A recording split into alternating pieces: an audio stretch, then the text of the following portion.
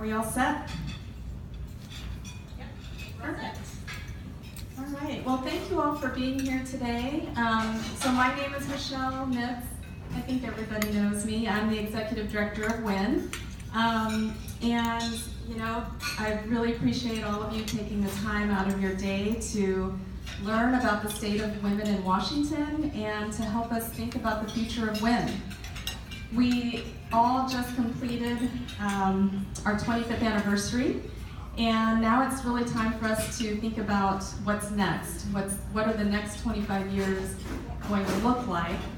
And how has the landscape for women changed? How can we build on all that we've accomplished together to be more effective champions of women in our state? And today, let's consider what's possible. So, you know, we are an organization, we tell stories, and we love the women of WWIN, and they have amazing stories to tell. And we've had over 6,000 of those stories, but what do we want the next 25 years of stories to look like? So while the essential values of WWIN haven't changed, we are looking to write a new mission statement and a new vision statement for the organization.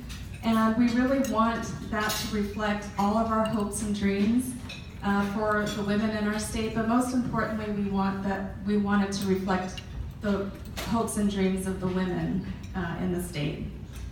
So this morning, we want to bring you in on a learning journey that we've been on, and you've met Andrea John-Smith. She's our consultant who is helping us to navigate through this process. And we've interviewed some of our state's top experts on the state of women.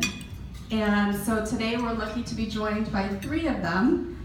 And so I want to first begin by thanking these amazing women for being willing to join us today and serve on the panel. You've all seen their bios, but I'd like to ask each of you maybe to just do a quick introduction of yourself.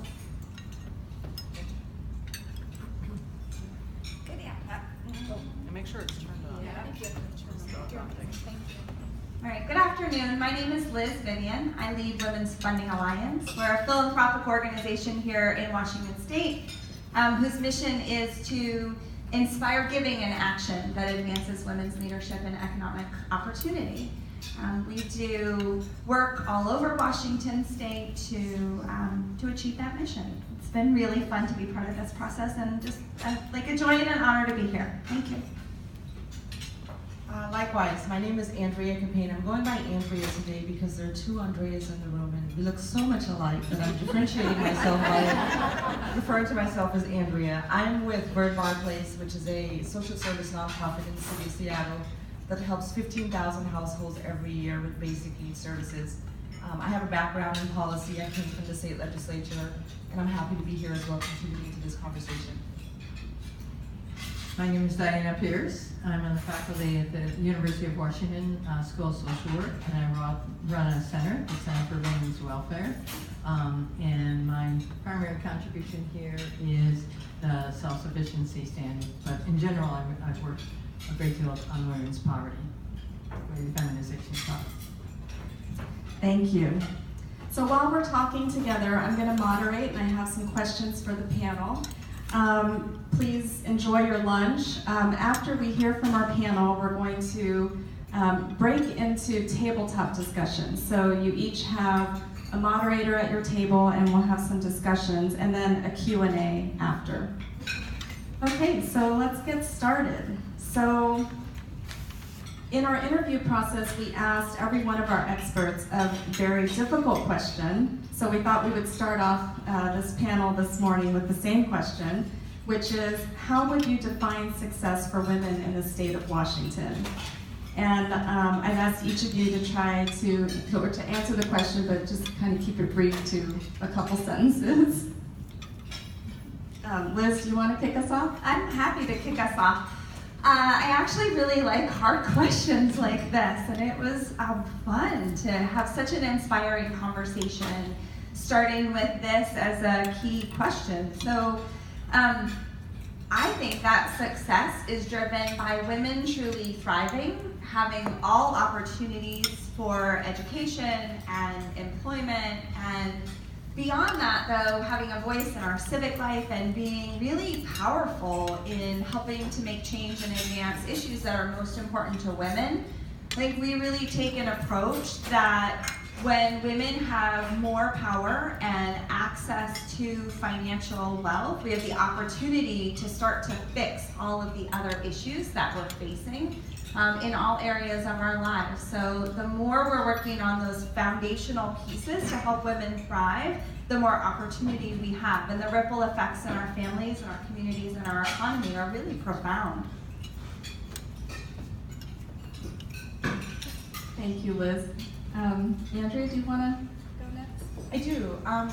I completely agree with Liz, and to underscore her points, you know, success is subjective, right? For some of us, it's spirituality, money, position.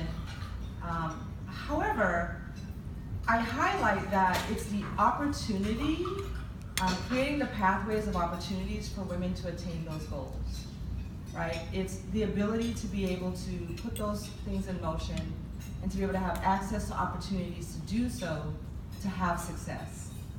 Success for one woman may look differently from another. You know, my success goal might be to run for office one day, to be an elected official. And for a friend of mine, I've known for over 20 years, it's to own a hair salon, right? But it's being able to create those pathways of opportunities for each of those things to happen and happen well for each of those women. Thank you, Andrea. Diana? So I define success as these women do too, but I've also defined it very concretely as being able to meet your basic needs. So define it in economic terms. Now to get there, of course, you need education, you need employment, you need those opportunities, including voice and advocacy.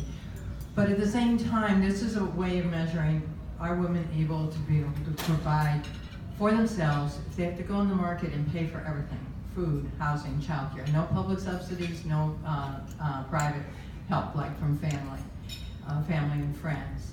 And so defining that, and we define that for families of different types, because of course that varies what the costs are to meet your different needs by a number and age of children and by where you live. So in Washington State, it varies enormously. Obviously, places like Seattle and Bellevue are very expensive, and then other places on the east side are considerably less expensive. To meet that basic set of needs, which I call the self-sufficiency standard. It was originally developed for job training programs. I did an analysis of job training programs in Washington, D.C. They were called JTPA then, 20 years ago. And I found they averaged all the wages together of all the trainees. Well, guess what happens? Men get higher wages, especially white men get higher wages, and women of color get the lowest wages. So that pushes, if you're going to average them all together, well then you want a few more white men in your program, because that'll bring your average up. And you only had to be over a certain threshold. And so it was pushing these programs to cream and not serve women. And so I was challenged to create a performance standard to meet the goal of self-sufficiency, which is still the goal of workforce programs, to measure that individually. Because most of the women had children to support, most of the men did not. So the woman would have a higher standard, and that would push the programs to provide better services. Fast forward 20 years, our workforce council here uses this, works with the clients, and if these are women and they've got children to support, then they didn't need to find them jobs that will meet their basic needs. Stop. Thank you all for tackling that big question. So a few things really stand out for me when we talked with all of our experts about how to define success for a woman. And the panel mentioned this. The biggest one is being able to obtain her life goals and needing to have her basic needs met in order to do that. So let's talk about what gets in the way of women achieving that for themselves. Andrea, what do you see as the main barriers that get in the way of women achieving that success? You know, I'll speak a little bit from my perspective in working at the social service agency, but also my lived experience. For a long time, I was a single mom. I had a 24-year-old daughter. And for a lot of women in the room, it's Pond's cold cream. And I have a 24-year-old daughter. Oh, yeah. And to start with, I say the wage gap really hinders women, right? We've come a long way, but we still have so much to do. So I'd say the wage gap is primary to women, a hurdle in achieving success and attaining our goals. But then I'll venture out from there. When women decide to have children, whether in a partnership or single parent, it begins to position us to opt out of opportunities. Even though there are lots of policies around maternity leave and protecting your positions, and a lot of talk around the importance of including women in the workplace and having them be fully fortified as a parent and being contributors to the employer, when a woman decides to have a child and she bears that child, then she is forced with deciding between being the best parent possible and orienting to what the position needs professionally. And again, even though there are policies on the job that say you can't discriminate, subtly it happens, right? Women are then not afforded promotions in leadership positions. We're not seen as dependable because we have these hard stops in our days. We have to head home to take care of the kids, pick them up from childcare. We have to take time off. Me in particular, how I've opted out of opportunities early on and didn't realize it was I selected jobs early in my life that had coverage for health insurance because I needed my child to have good, sound health insurance. And so that allowed me a very narrow view into what I chose for my future and my profession. I also know at the agency, when I first started there 15 years ago, there are lots of job training programs out there, and there are lots that to be commended. But in particular, at our agency, we were training women for the 10 lowest paid jobs in Washington State. Right, so it's, yes, we need access to jobs and job training, but what are we training for, right? In a lot of our social service programs, women are disproportionately represented in those programs. But then when you really synthesize it and you find that we're not preparing women to make a livable wage, high wage, then that becomes a problem. Fortunately for me, I had people looking out for me along the way. I had teachers in school who said, you know, be vigilant about what you select. There was a time where I was in the social service system, and I went through the DSHS job training program. And again, it was training me for the lowest paid jobs in the state. But I had mentors that helped me gain the vigilance and the view to understand how I participate in that and not sit on the sidelines and let it happen. And so we really have to rethink job training. We have to rethink livable wages. We have to rethink the policies around that. And all of those are, you know, very well intentioned, but the results are working against women. I'll get off my soapbox. No, that's great, Andrea. Thank you. First of all, thank you for sharing a little bit about your own personal journey. A couple things that, as we went through this interview process, that were big aha moments for me, even though, you know, I'm a woman and I've been through a lot of this myself personally, but it was interesting to hear this over and over and over again. But one was, I heard that having a living wage career path is critical to a woman's success, and that even some government and nonprofit organizations aren't doing women justice by investing in paths that lead them to low-wage jobs versus a living wage career. So that was a big, for me, aha moment there. But also, just that becoming a parent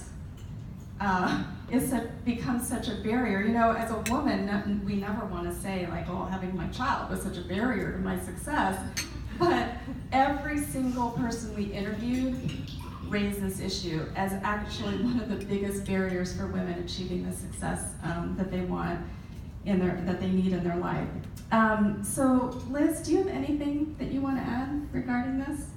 Yeah, it was really powerful listening to what you were talking about. I have my own personal stories as well about working as a nonprofit CEO and a professional woman for 25 years now, and also raising a child. And as you said, some of what happens can be very subtle, where somebody says, oh, am I gonna see you out and about a bit more? And it's like, I'm actually out and about away from home a couple nights a week. And I can't believe you are saying this to me about my potential inability to do my big job and also really competently and joyfully raise a child.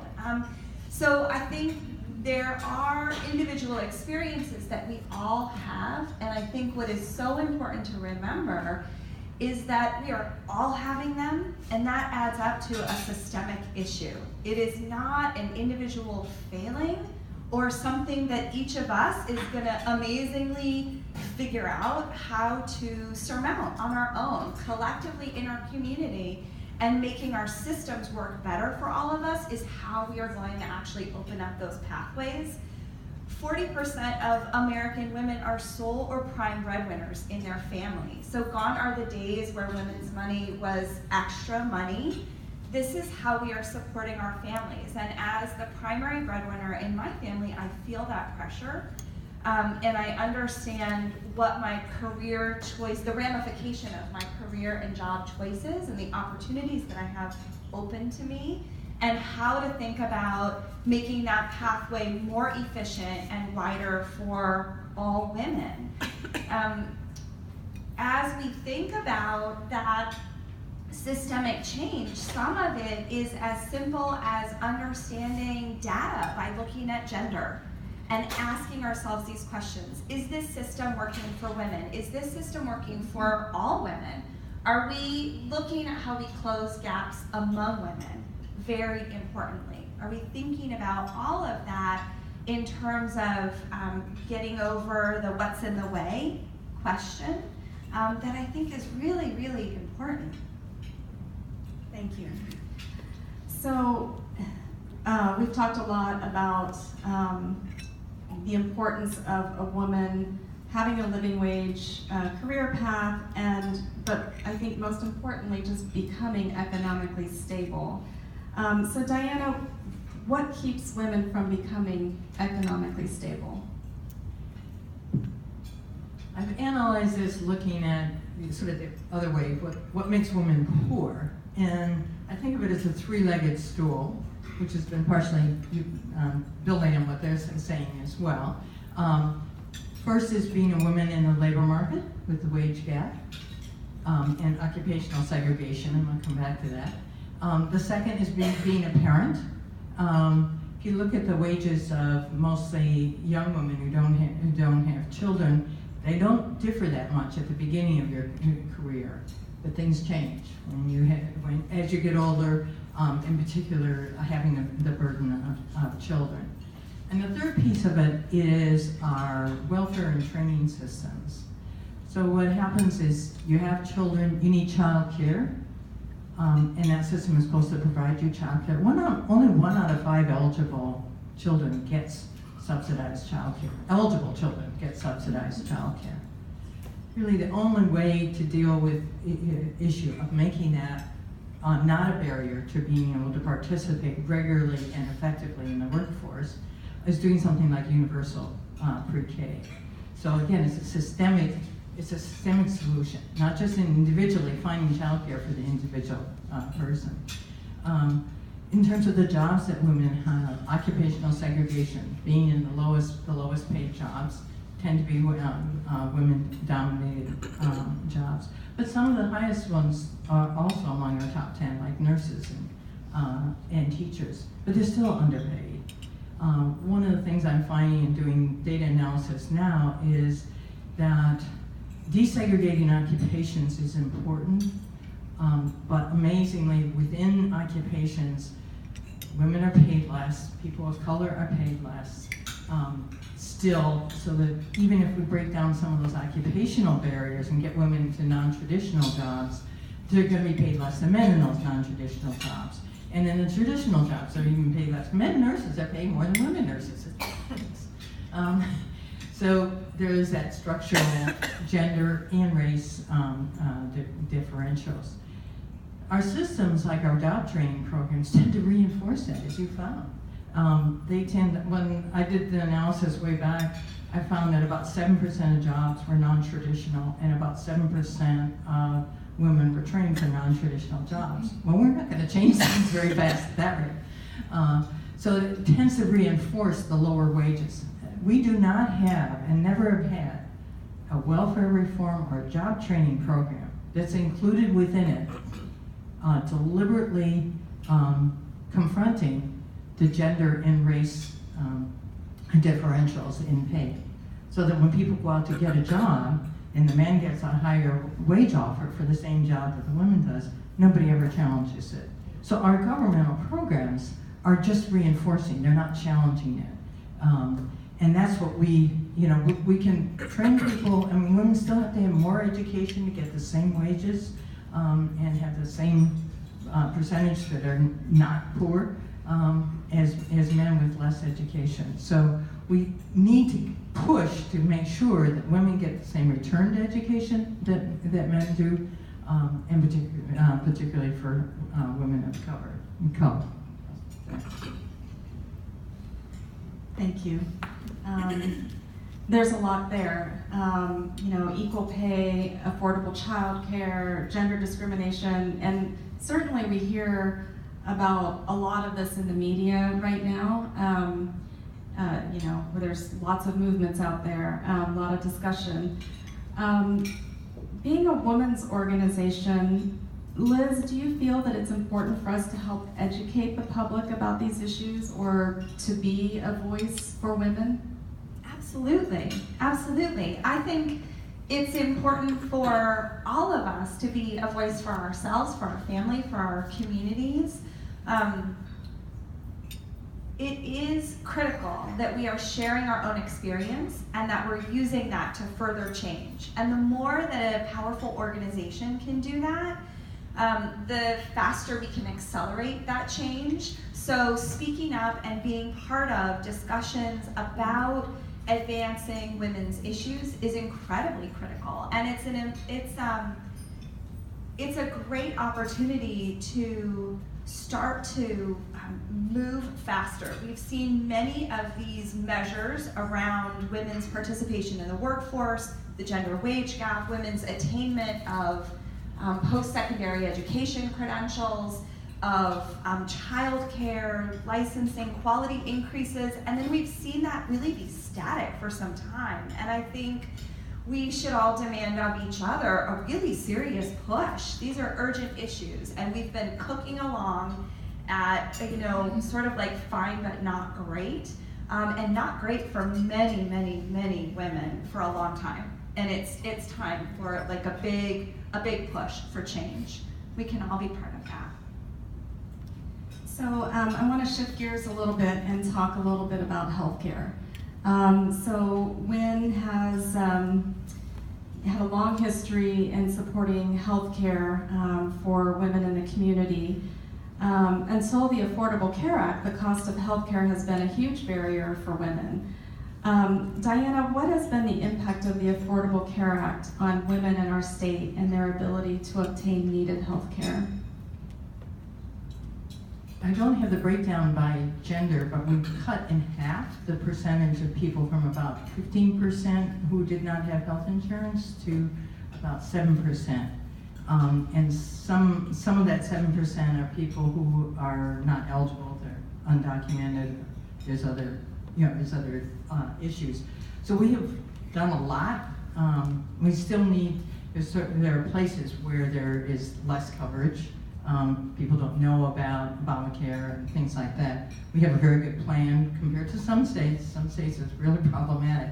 So we've done a much better job than many states. And we had a lot of experience too with the basic health plan in the past, moving towards that. Just making sure that people are able to avail themselves of it. Because of course, health insurance is very important and it shouldn't be an issue that locks people into jobs.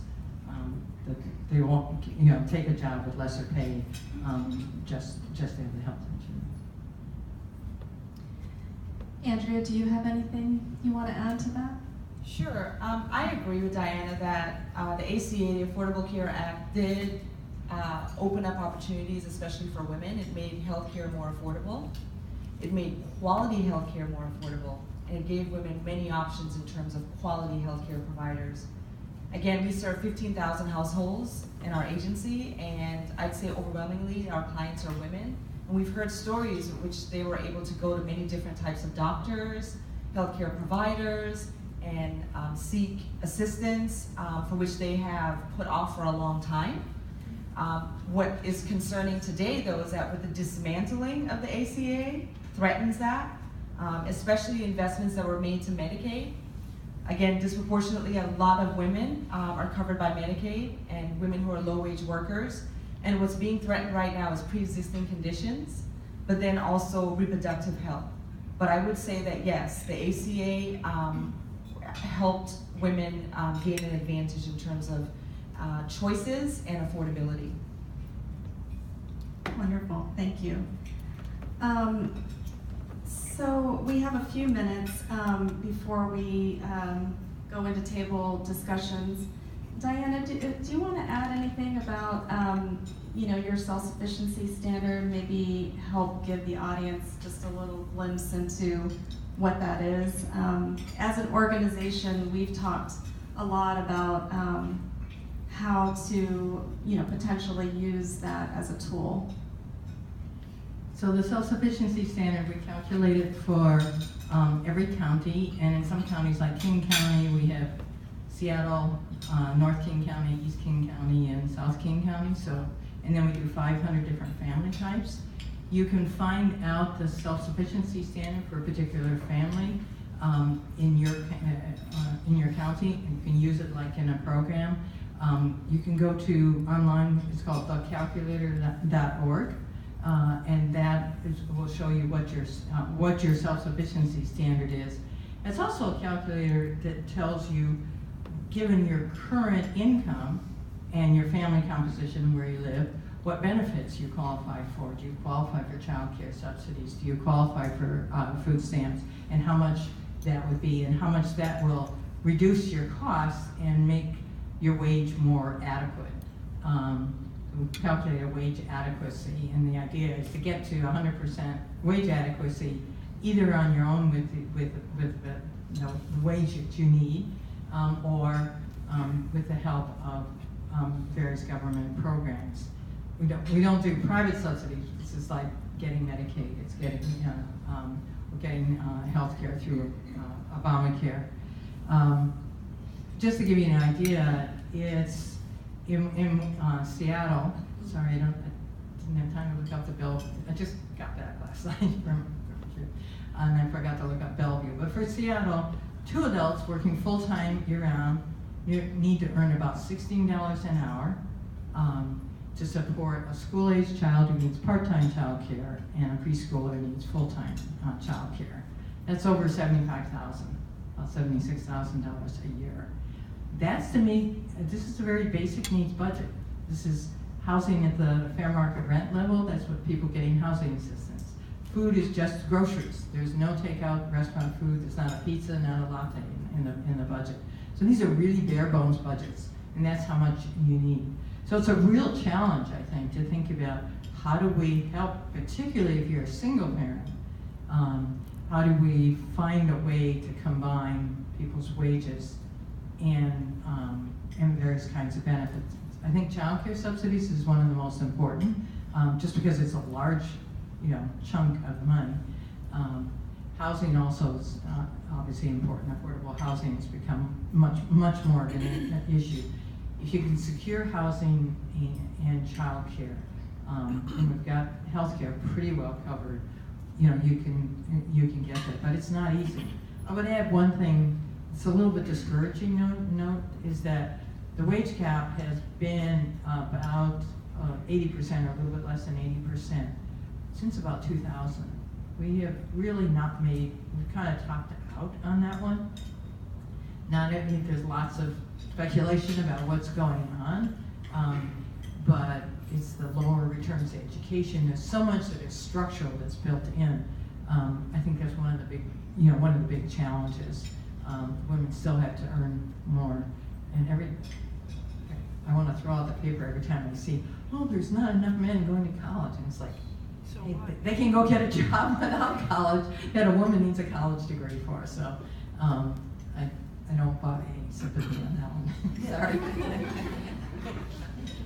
Okay, so on that one, we're gonna turn it over to some tabletop discussions. I think this gives you a little bit to think about.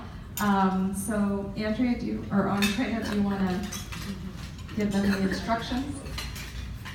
Just before we get into table, can we just give the panel a little